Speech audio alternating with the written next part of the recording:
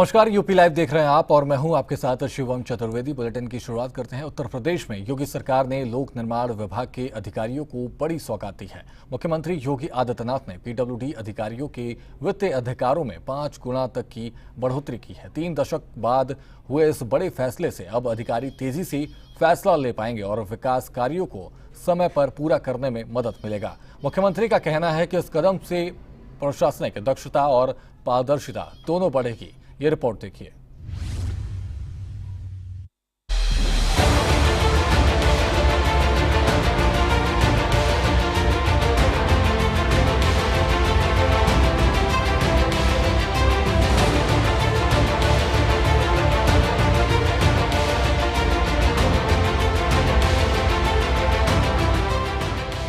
उत्तर प्रदेश के मुख्यमंत्री योगी आदित्यनाथ ने लोक निर्माण विभाग के अधिकारियों के वित्तीय अधिकारों में 5 गुना तक की ऐतिहासिक बढ़ोतरी की है। अब मुख्य अभियंता को 2 करोड़ की जगह 10 करोड़ तक के कार्यों की स्वीकृति देने का अधिकार होगा। अधीक्षण अभियंता 5 करोड़ तक और अधिशासी अभियंता 2 करोड़ तक के काम मंजूर कर सकेंगे। 3 दशक बाद हुआ ये बड़ा बदलाव विभागीय निर्णय प्रक्रिया को तेज करेगा और परियोजनाओं के क्रियान्वयन में गति लाएगा। मुख्यमंत्री योगी ने कहा कि अब अधिकारियों को उच्च मंजूरी का इंतजार नहीं करना होगा, काम समय पर पूरा होगा। मुख्यमंत्री योगी आदित्यनाथ ने विभाग से जुड़ी बैठक में कहा कि नए वित्तीय अधिकारों से पीडब्ल्यूडी अधिकारियों को निर्णय लेने में अधिक स्वायत्तता मिलेगी। उच्च स्तर पर अनुमोदन की जरूरत कम होगी, जिससे निविदा, अनुबंध गठन और कार्यारंभ की प्रक्रिया तेज होगी। सीएम ने जोर दिया कि यह सुधार प्रशासनिक दक्षता और पारदर्शिता को बढ़ाएगा और राज्य की विकास परियोजनाओं को समय पर पूरा अहम भूमिका निभाएगा। बैठक के दौरान लोक निर्माण की सेवा संरचना में भी बड़ा सुधार किया गया है। अब विद्युत और यांत्रिक संवर्ग में मुख्य अभियंता स्तर 1 का नया पद बनाया गया है। इसके साथ अधीक्षण अभियंता और मुख्य अभियंता स्तर 2 के पदों की संख्या भी बढ़ाई गई है। पदोन्नति प्रक्रिया को अब नियमावली में स्पष्ट कर दिया गया है ताकि प्रमोशन योग्यता, अनुभव और वरिष्ठता के आधार पर हो। मुख्यमंत्री योगी ने कहा, पारदर्शी सेवा संरचना से विभाग की कार्यकुशलता और गुणवत्ता दोनों बढ़ेंगी। ब्यूरो रिपोर्ट, सूर्य समाचार।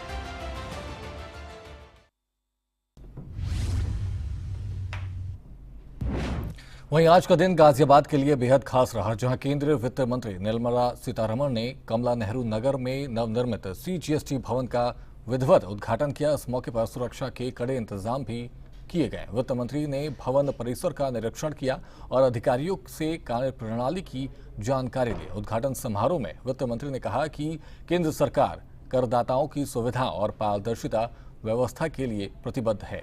उन्होंने इस भवन को कर प्रशासन में एक महत्वपूर्ण मील का पत्थर बताया। देखिए पूरी रिपोर्ट।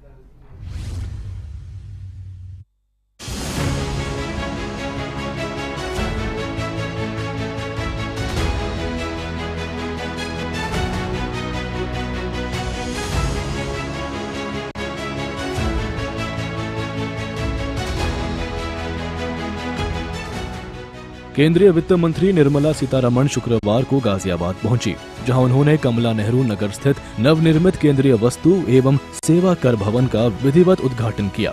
इस मौके पर प्रशासनिक और पुलिस अधिकारियों की ओर से सुरक्षा के कड़े इंतजाम किए गए थे। गाजियाबाद के कमला नेहरू नगर क्षेत्र में केंद्रीय वित्त मंत्री निर्मला सीतारमण ने सीजीएसटी भवन का उद्घाटन किया। कार्यक्रम के दौरान वित्त मंत्री ने कहा कि केंद्र सरकार करदाताओं की सुविधा के लिए लगातार प्रयासरत है और पारदर्शी व्यवस्था बनाने की दिशा में ये भवन एक महत्वपूर्ण मील का पत्थर साबित होगा। उन्होंने भवन परिसर का निरीक्षण भी किया और अधिकारियों से कार्यप्रणाली की जानकारी ली। The next generation GST is not just about rates, it's not about slabs, it's not about simplification, it's not about just due diligence. It should make the taxpayer feel different. We are now honorably treated. We are the taxpayers of the nation. And if there are people who are bad sheep among taxpayers, you will still have the protocol to follow and catch hold of them. But don't look at everybody with suspicion.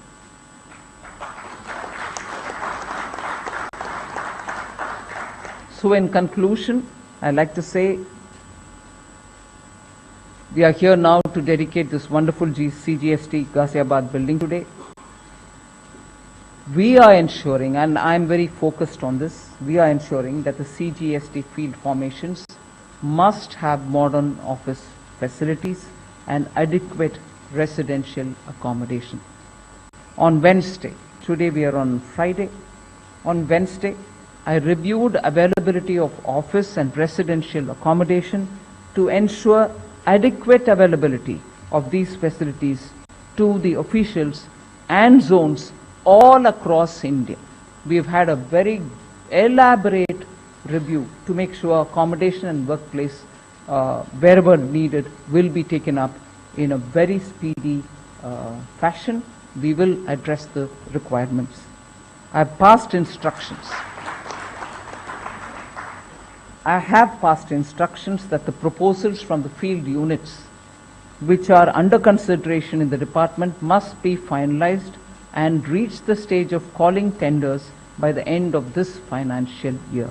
Everything before the CBIC now will have to have calling for tenders before the end of this financial year. इसके साथ ही निर्मला सीतारमण ने कहा कि अधिकारियों को गलत ITC दावों और फर्जी चालानों पर ध्यान केंद्रित करते हुए गहन जांच करने के लिए प्रशिक्षित किया जाना चाहिए। जीएसटी क्षेत्रीय इकाइयों का करदाताओं के प्रति शिष्टाचार के साथ व्यापार सुगमता के उपाय सक्रिय रूप से किए जाने चाहिए। So you can be sure if yours is here, it will be addressed. Once these projects are completed, the CBIC, when I say once these projects, meaning those which are on their table now, almost approval given at that stage, that is. So once these projects are completed, CBIC would reach 85% of all residential and office requirement. So I think I will appreciate the CBIC, the chairman, the board members for having been diligently pursuing on accommodation requirements, both for working and for residing. So that is the speed with which they are working, and once this current set is cleared, 85% will be attended to. So when this commissionerate, the CGST commissionerate, is making a new beginning in a modern office, it must begin with a new mindset. That's all that I've been talking about. Don't carry pre-GST era mindset. Don't carry even the GST era phase 1 mindset. Now we are into the next generation. Look into a newer India, the 21st century India, and look into the acute need for us to work together so that by 2047 India can become a developed country. It can get developed in many other scores, but it will never be completely developed if we are sitting back and saying, chalo, we'll do the way we've always done, we don't care. You may change, you may reform, you may reduce the rate, but we are what we are. Approach will not help the country. Even if you're not going to help the country, don't disserve the country by being laid back. Be proactive. You're very good at that. It doesn't have to be once in a way. It should be part of your working style. So, redefine how you engage with taxpayers. We should be more prompt, more facilitative, and more accountable. This is must in line with the spirit of the GST next generation reforms. I told you about the Viksit Bharat requirement. It's hardly 20 years, 22 years before us. We don't have the time and luxury for another 70 years to dawn on us. Within the next 22 years, our mindset and our activity will have to take us there. Other than the physical infrastructure, physical trade, fiscal, whatever, physically that which has to be done will be done. The mindset change also will have to be adequately taken up. आधुनिक सुविधाओं से lace इस भवन के निर्माण से क्षेत्र में कर प्रशासन की कार्य प्रणाली को और अधिक सुगम व पारदर्शी बनाने की दिशा में अहम कदम माना जा रहा है। उद्घाटन कार्यक्रम के दौरान जिला प्रशासन और पुलिस की ओर से सुरक्षा के चाक चौबंद इंतजाम किए गए। परिसर के आसपास पुलिस बल की तैनाती रही। वहीं ट्रैफिक व्यवस्था को लेकर भी विशेष प्रबंधन किए गए ताकि किसी प्रकार की अव्यवस्था न हो। गाजियाबाद से सतीश कुमार, सूर्य समाचार।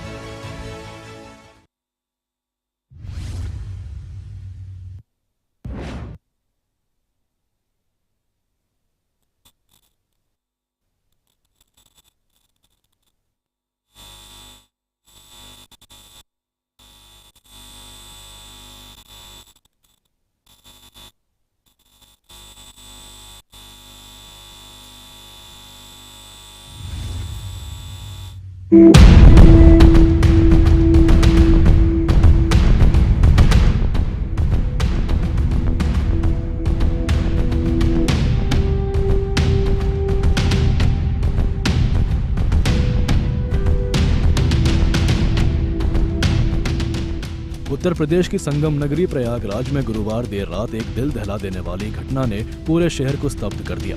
सिविल लाइंस के पौष इलाके में हर्ष होटल के पास वरिष्ठ पत्रकार लक्ष्मी नारायण सिंह उर्फ पप्पू की चाकू से ताबड़तोड़ वार करके निर्मम हत्या कर दी गई।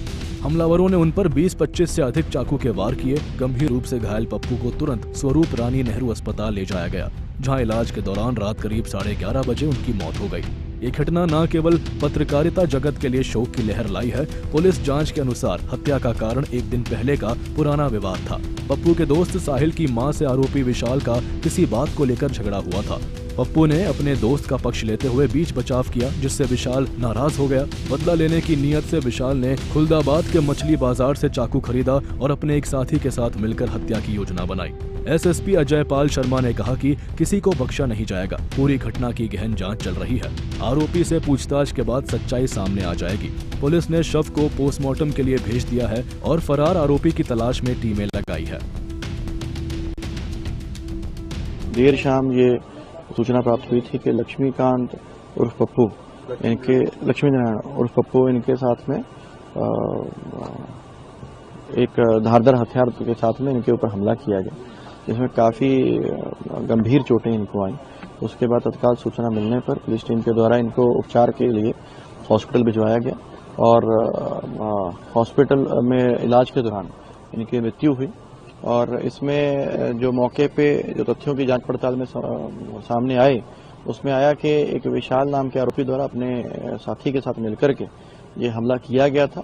उसके द्वारा आज ही इसी हत्या की हमले की नीयत से खुलदाबाद क्षेत्र से मछली बाजार से चाकू को खरीदा गया और उसी धारदार चाकू के साथ में ये अटैक किया गया। इसमें जो आरोपी विशाल है, उसको जब हमारी पुलिस टीम अरेस्ट करने के लिए गई है तो वहां पे मुठभेड़ में उसके 3-4 गोलियां लगी हैं। फिलहाल उसको उपचार के लिए हॉस्पिटल में एडमिट करवाया गया है और आगे जो साक्ष्य संकलन की कार्यवाही की जा रही है, जो विधिक कार्यवाही है, उसके अकॉर्डिंगली आगे की। अभी तक 2 लोगों के शामिल होने की जानकारी हुई है, सामने आया है। बाकी इसमें क्योंकि अभी तथ्यों का संकलन किया जाना है, साक्ष्यों का संकलन किया जाना है, एक दिन पहले कुछ विवाद होने की बात सामने आई है, बट अभी जो पूरी डिटेल्स है उनको एक्सप्लोर किया जा रहा है। जैसे ही आगे विवरण प्राप्त होगा तो आपसे शेयर। पुलिस को संदेह है कि हत्या में विशाल का एक अन्य साथी भी शामिल था, जिसकी तलाश के लिए छापेमारी तेज हो गई है। सीसीटीवी फुटेज और मोबाइल लोकेशन से और सुराग मिलने की उम्मीद है। परिजनों का कहना है कि पप्पू एक सौम्य और मददगार इंसान थे। उनके भाई ने बताया वह हमेशा कमजोरी की आवाज बनते थे। यह बदला क्यों लिया गया, ये समझ नहीं आ रहा। परिवार ने सरकार से सख्त कार्रवाई और सभी आरोपियों को जल्द सजा दिलाने की मांग की है। इस बीच पत्रकार यूनियनों ने मुख्यमंत्री योगी आदित्यनाथ से मिलने की योजना बनाई है, जहां वे पत्रकारों की सुरक्षा के लिए विशेष नीति की मांग करेंगे। एलन सिंह की हत्या न केवल एक व्यक्तिगत क्षति है, बल्कि प्रेस की स्वतंत्रता और सामान्य नागरिकों की सुरक्षा पर बड़ा प्रश्न चिन्ह है। ब्यूरो रिपोर्ट, सूर्य समाचार।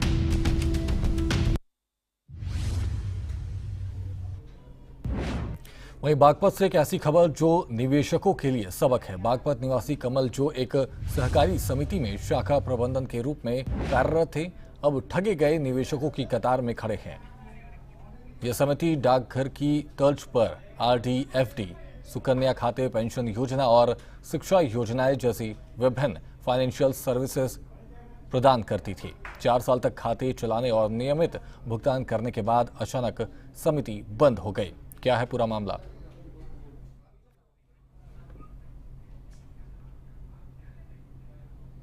है और मैं बागपत से बिलोंग करता हूँ। और हम जो है कोऑपरेटिव सोसाइटी में काम करते थे और जिस कोऑपरेटिव सोसाइटी में काम करते थे ये बागपत में एसपी ऑफिस रोड पे उसका जो है ब्रांच है और उनके ब्रांच के मैनेजर थे राम मिलन जी।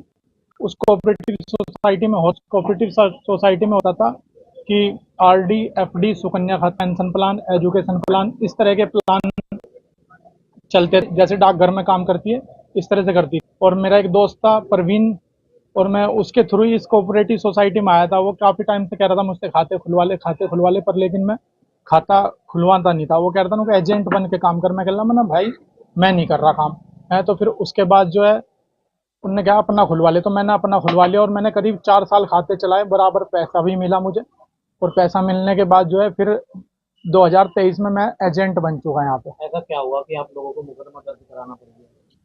मुकदमा दर्ज इसलिए कराना पड़ गया, अब जो है कोऑपरेटिव सोसाइटी अचानक चलती चलती बंद हो गई। ऑनलाइन पोर्टल था उनका, ऑनलाइन सब काम चलता था, ऑनलाइन ही पैसे आते थे, ऑनलाइन ही जाते थे, पर लेकिन अब कुछ भी नहीं हो रहा।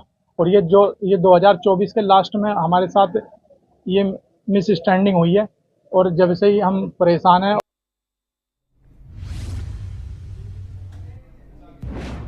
वहीं गाजियाबाद में सड़कों पर सायरन हूटर बजाती गाड़ियां गाड़ी से बाहर निकलकर स्टंट करने का वीडियो आया सामने। वीडियो में सायरन हूटर बजाती चल रही हैं गाड़ियां और ट्रैफिक पुलिस ने वायरल वीडियो के आधार पर कही कार्रवाई की बात। वहीं थाना साहिबाबाद क्षेत्र का बताया जा रहा है ये वीडियो। आपको बता दें कि गाजियाबाद में सड़कों पर सायरन हूटर बजाती गाड़ियां देखी गई है, जहां गाड़ी से बाहर निकलकर स्टंट करने का वीडियो भी सामने आया है। और वीडियो में सायरन हूटर बजाती चल रही गाड़ियों को ट्रैफिक पुलिस ने वायरल वीडियो के आधार पर कड़ी कार्रवाई की बात कही है।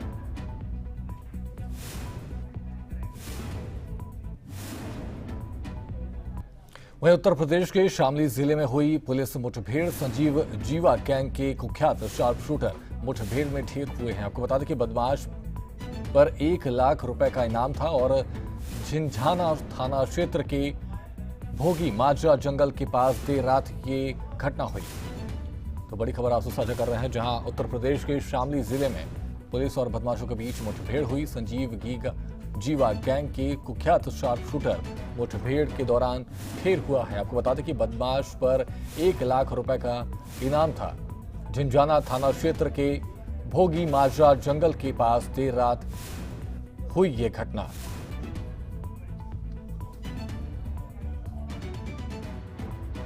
SHO झिंझाना और हमारी स्वाट प्रभारी के BP जैकेट में गोली लगी। पुलिस ने तत्क्षणात फायरिंग की, जिनमें एक बदमाश गंभीर रूप से घायल हो गया और एक बदमाश गन्ने का अवसर लेकर के भागने में सफल रहा। तत्काल दोनों व्यक्तियों को, हमारे जो घायल आरक्षी को, दीपक को, और जो घायल अपराधी था उसको हम लोग भेजे CSC ऊन में।